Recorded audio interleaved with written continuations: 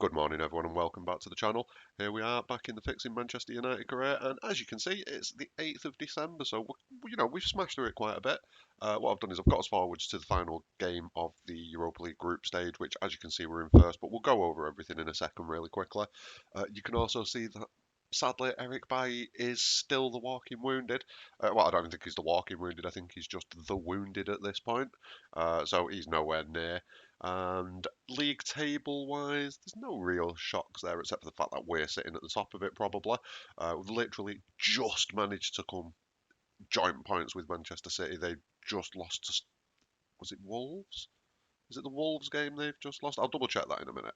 But anyway, let's jump straight into the schedule. As you can see, we haven't lost a single game since the Zenit game.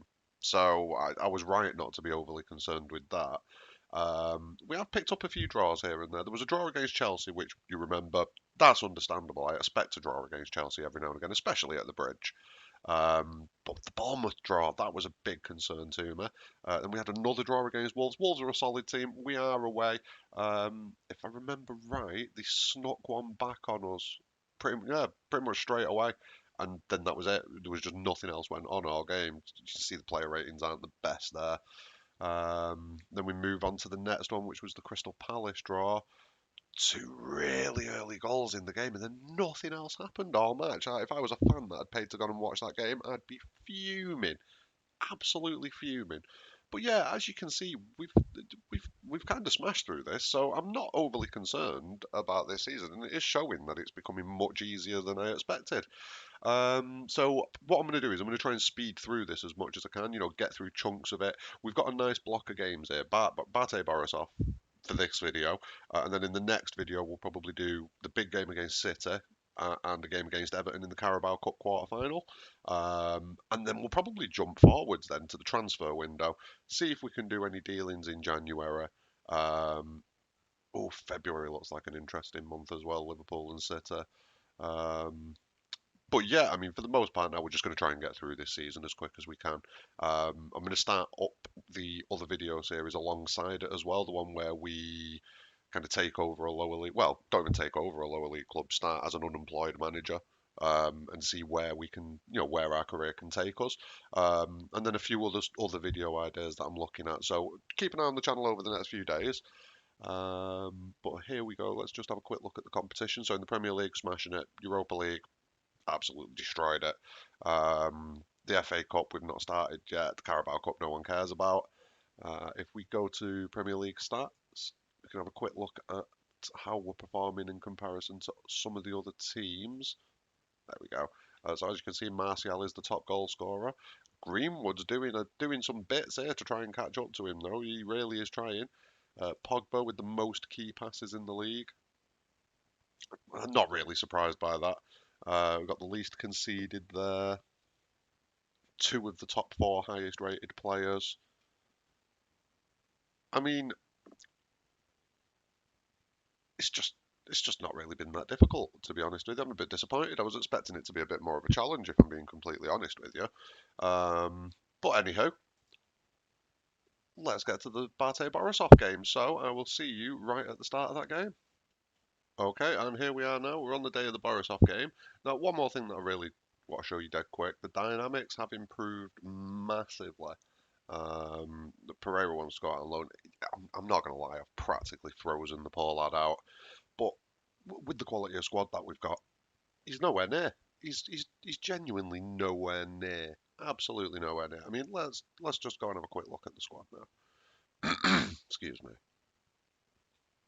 Can we get some attributes? So, I mean, he's going to try and challenge Bruno Fernandes. He's not going to get anywhere near Bruno Fernandes in that position. It's not happening. Never happening. He's going up against Pogba. Weigel's been a really good signing. I mean, look at some of these stats. Shooting up, his physicals are amazing. Well, not amazing, but really good. And it's had a bit of a kick-on effect for Scott McTominay as well because he's got competition now. So some of his stats have declined a little bit, his attacking stats, but some of his other stats here, like flair, like leadership, like composure, like agility, vision, all these are going up. We do need to get him. I don't know. I don't know why all of his stats are dropping so much. We need to fix that. Possibly give him a few more games here and there. But I mean, even Jesse Lingard. Jesse Lingard's looking all right still. Possibly one of the biggest ones though is Chong, bringing him up from the youth academy. He's played a few, well, from the under 23s. He's played a few games. Do you know what I mean? He's got his Premier League goal. He's got assists.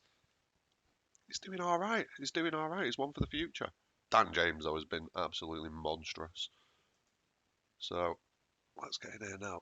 It's trying to start Greenwood out on that right hand side to give him games, but I don't want it to do that. I want to play Greenwood as a striker. Like, that's really going to be the only time that he's going to come in as a striker. Um, so yeah, I don't see that now. I am going to rotate a little bit. De Gea picked up a bit of an injury, so we're going to whip him out. Luke Shaw's on the track back for match fitness, so we'll leave him in. I might actually play Chong, you know. Yeah, I think we're going to play Chong. Fernandez can play just because I want to keep playing him and keep. He's kind of on a bit of an upwards trajectory at the minute. He's improving, but gradually. It's not all in one quick bam. It's gradual. We're definitely going to play Fred there because Fred's played well whenever we've brought him on. I should probably be a bit nicer to Fred. Juan Mata as well. Really happy that Juan Mata's fit again. Because he's useful. Like you put him in there. I mean, look, his ratings are good. His ratings are good. He contributes. He does a bit. So let's get to the game.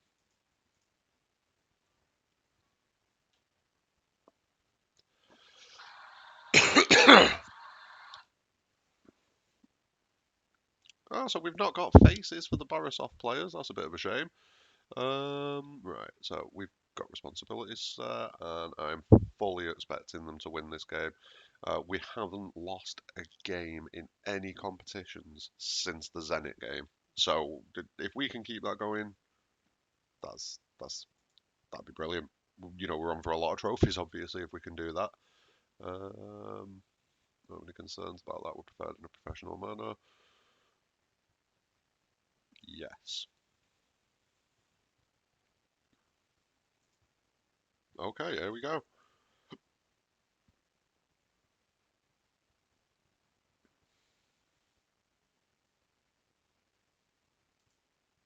Completely forgot to turn the highlights back on. There we go.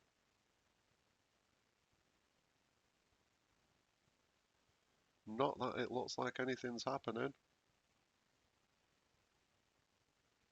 Oh, here's Shaw and nothing. Right, here we go. Paul whipped in. Oh, nearly at the back post with the header by Martial.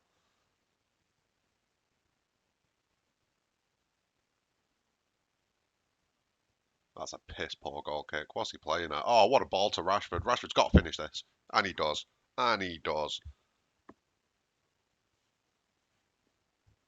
We've already got the guaranteed qualification through at top of the group. But, I mean, if you can win all 6 games, why not?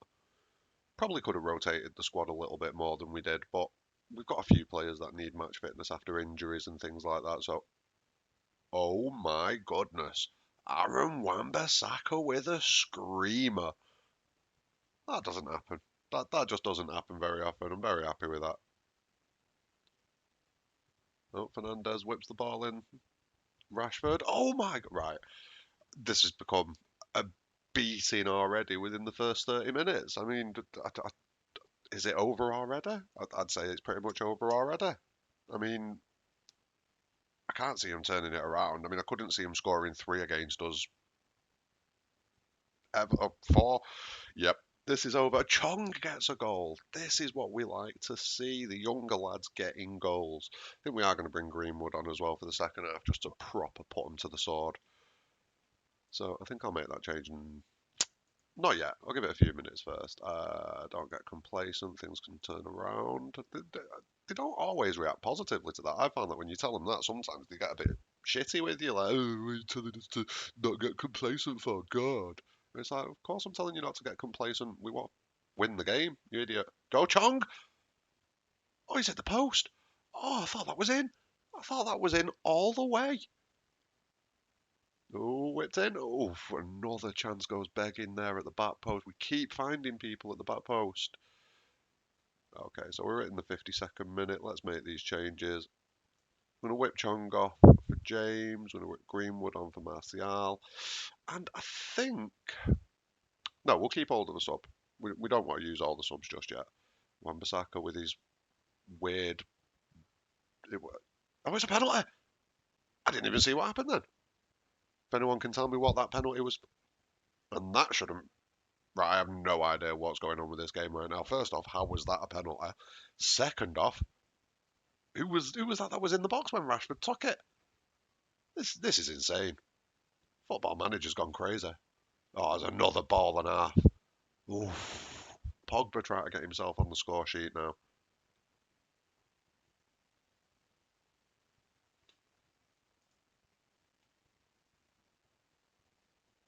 Didn't actually realise I'd brought Pogba on. That was a bit of an error. So what we'll do is we'll swap Pogba around there, and then we'll bring Dan James on there, and yeah, that'll do. So I've used all three substitutes, which I prefer not to do, but in fairness, I had it a few games ago where I'd used all three substitutes, and I think it was Luke Shaw picked up a knock. So we just took him off for the last 10 minutes, still won the game. We were already 2 or 3 goals ahead at that point. So, I mean, you can get away with it, but I'd rather not risk it, and I'd much prefer just use the two, keep the third one. And then when you get around the 70th, 75th minute, then you can consider using that third sub. I mean, I have no idea what Borisov are playing at here. They're just getting ripped. You've got to square this. Yeah, beautiful. Beautiful football. That's something else as well. I've noticed that a lot on this game, that the striker in positions like that doesn't always square it. They'll take a shot straight at the keeper when they've not got an angle for it. And it's like, what are you doing? What are you playing at? Are they going to get anything at all out of this game? No, they are not. No, they are not.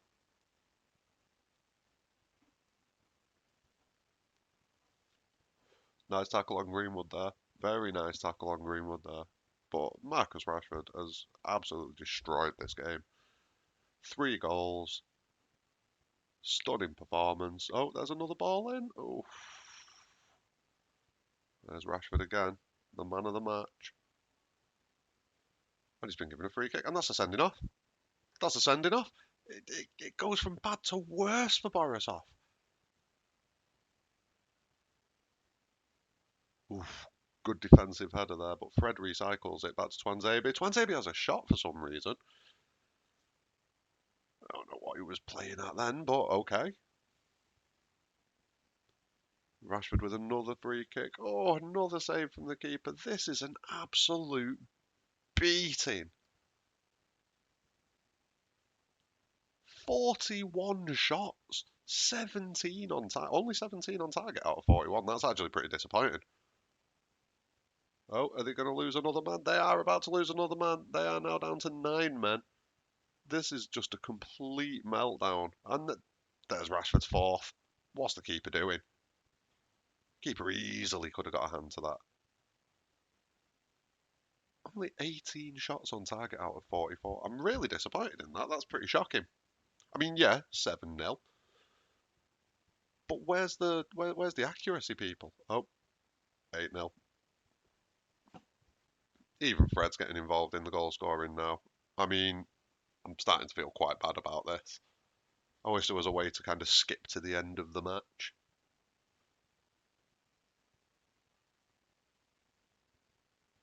So their ends possibly the worst, in fact, definitely the worst beating that this team has given to anybody. Oh my goodness. Very pleased with the result of the performance. I mean, that is insane. Absolutely insane. 8-0, 67% possession. Ludicrous. Right, so what I'm going to do is I'm going to end that video there because the next video we're going to get the big double header out of the way, where we are going to play Manchester City and then Everton. And then, like I say, we'll probably fly forwards to. I'm thinking around the midpoint of January. I'm probably not going to spend anything, to be honest with you. I mean, we've not really got 13 million. We got a little bit of a cash injection off the board. Unless we sell someone, then we're probably not going to be signing anyone. So yeah, I might just fly through it and just get to the next set of good games. As far as other videos on the channel goes, like I say, keep an eye out for the lower league manager career that's going to be starting in the next day or two, probably. I'm also going to try and get some FIFA Ultimate Team content uploaded tonight. Although, to be honest with you, I'm absolutely fuming with Weekend League. I think I've played about 10 games and won four. And when you've got results like this happening, do you know what I mean? Look at all of the chances that I've had there. And he still manages to squeeze a win out on me. It was like my players were running in soup. The passing was shocking. And don't get me wrong, I take responsibility for some of it, but the gameplay is atrocious at times, and it just makes me not enjoy FIFA. I'm thinking rather than doing an Ultimate Team series, I'm possibly going to do a Pro Career series. So start off with a lower league club, a lower league player, a starting player, create a pro. And just play through his career, possibly do that. So, anyway, that's going to be the end of this video. Thanks very much for watching. Smash the like button, subscribe to the channel, and I'll see you soon.